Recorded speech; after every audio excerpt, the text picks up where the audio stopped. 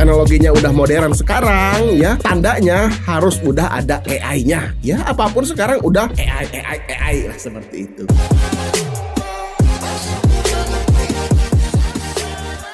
Assalamualaikum teman-teman, saya Randy Adaha, Sekilas IT. Di sini saya akan coba kasih referensi motherboard Intel ya untuk kalian yang mau rakit PC menggunakan prosesornya dari Intel. Karena kemarin kan udah ya dari AMD-nya sebulan yang lalu, jadi sekarang untuk Intel. Sekalian kasih informasi soket motherboard yang digunakan. Jangan sampai salah beli motherboard ataupun prosesor. Karena sekarang tuh udah ada Intel yang terbaru, LGA 1851. Yang sebelumnya kan LGA 1700. Itu Gen 12, Gen 13, Gen 14. Jadi jangan sampai salah beli ya. Oke, kita akan langsung saja masuk ke rekomendasi yang pertama. Let's go. Oke, rekomendasi yang pertama, jika kalian mau rakit PC baru DDR5 khususnya ya dari Intel, berarti harus cari series motherboard chipset 800 ke atas ya, soket LGA 1851. Yang paling murah ya 1,8 juta sampai 2 jutaan di Oktober 2025 ini. Ada ASRock H810MX 1,8 jutaan. Atau ada juga Asus H810M yang prime itu 2 juta. Kalau spek lainnya hampir mirip, untuk VRM biasanya nggak lebih dari 10 ya. 6 plus 1 plus 1 plus 1 9 untuk ASRock. Terus untuk memori RAM pastinya udah DDR5 dan udah support XMP 3.0. Tapi untuk PCIe di sini rata-rata tuh masih PCIe 4.0.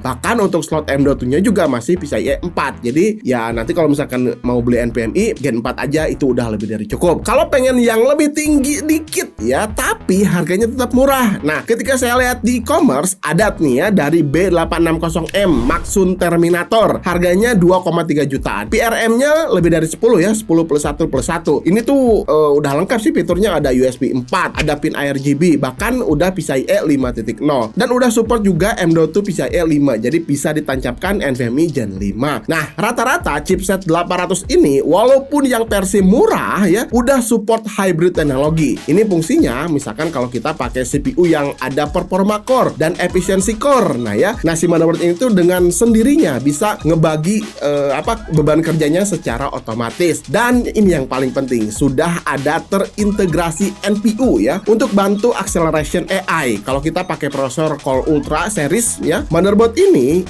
tuh bisa ngebantu memaksimalkan kinerja AI pada CPU maupun GPU-nya. Jadi ya teknologinya udah adalah di motherboard yang seri chipset 800 ini. Motherboard ini tuh cocok kalau kalian mau rakit PC pakai prosesor yang Core Ultra 5 225F. Nah, itu kan sekarang udah turun harga. Core Ultra 5 245K sama udah turun harga ya. Soketnya LGA 1851. Ingat ya. Nah, dan juga plat belakang yang digunakan di motherboard LGA 1851 sejajar dengan LGA 1700. Artinya tetap kompatibel pakai cooler soket LGA 1700 ataupun LGA 1851. Dan udah support Intel AI Boost atau udah ada NPU-nya lah untuk meningkatkan kinerja AI. Jadi bisa maksimal berjalan di motherboard yang saya sebutkan tadi. Seperti itu. Jadi kalau misalkan teknologinya udah modern sekarang ya, tandanya harus udah ada AI-nya. Ya, apapun sekarang udah AI lah, seperti itu. Oke, kita akan lanjut ke rekomendasi kedua.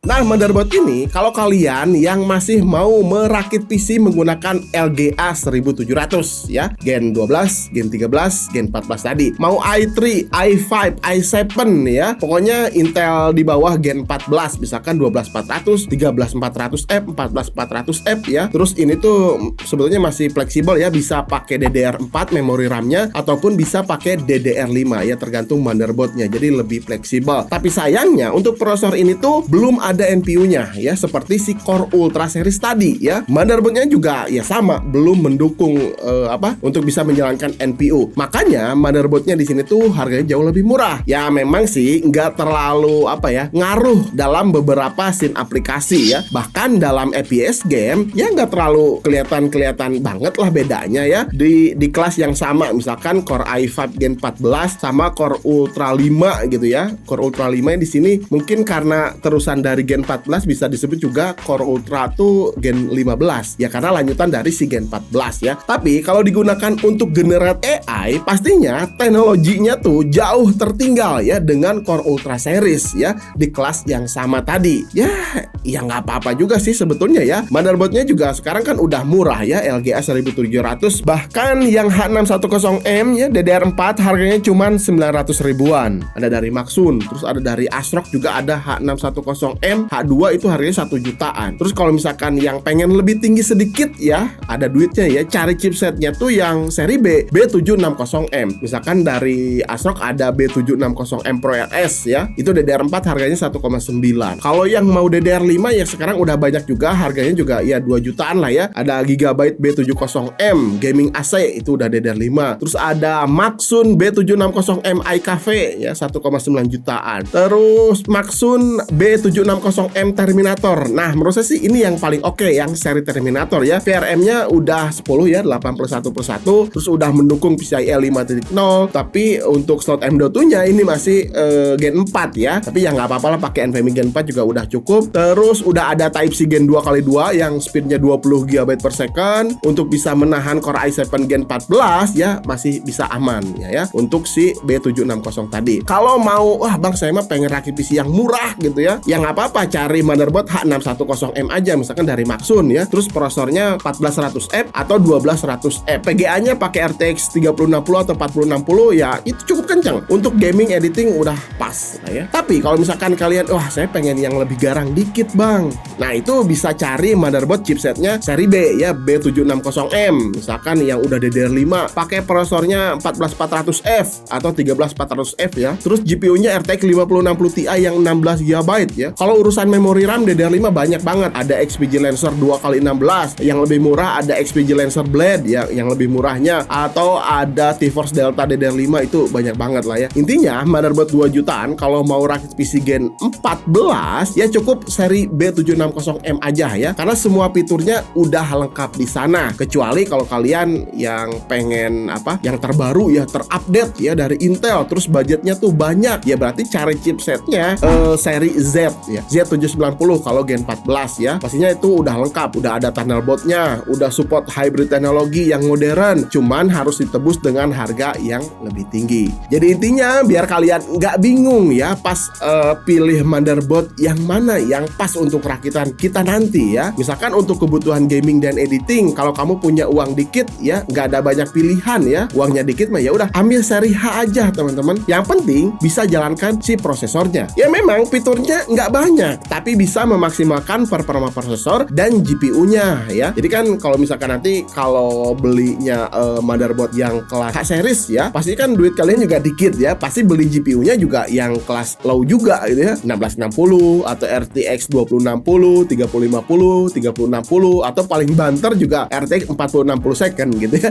Jadi nggak usah khawatir, semua slot PCIe-nya di motherboard H series tadi itu bisa memaksimalkan GPU yang barusan saya sebutkan. Kalau punya uang lebih ya bisa pakai B series ya. Nanti di kelas B series ini tuh bukan hanya mendukung slot PCIe-nya saja, tapi sudah mendukung fitur-fitur tambahan tadi seperti adanya Type-C Gen 2x2.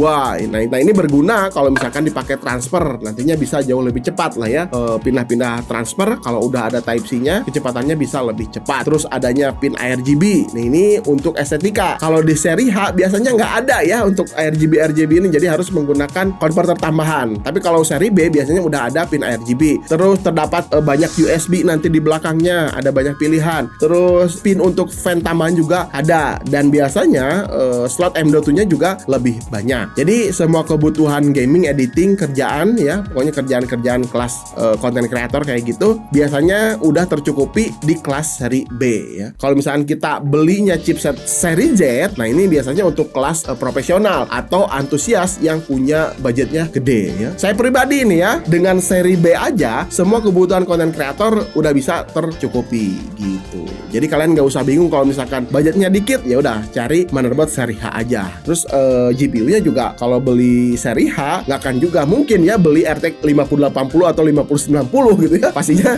ya kelas low juga. Jadi bisa maksimal lah di motherboard kelas H series tadi.